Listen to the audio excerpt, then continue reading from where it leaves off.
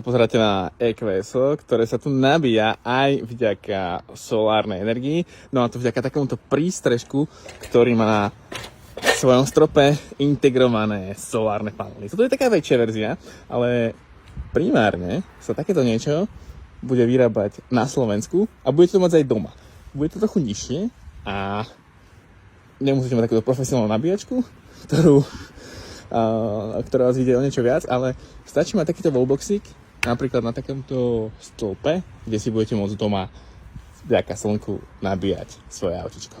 Tieto ultramoderné prístrežky so solárnymi panelami sú vyrábané na Slovensku a venuje sa im firma Hybrid House. Nabíjačka, ktorú môžete mať pri takomto prístrežku, môže mať výkon až 22 kW, čo vám veľmi uľahčí v podstate celé používanie elektrického auta. Toto celé riešenie na kľúč spĺňa viaceré štandardy, je určite vhodné ku domu alebo chate, kde jednak nie že len zabezpečí nejaké jednoduchšie používanie elektromobilu alebo plug-in hybridu, ale samozrejme v základe určite ochráni aj to auto voči nejakým základným poveternostným vplyvom. Ak vás to zaujalo, kliknite si na link, kde sa dozviete viac.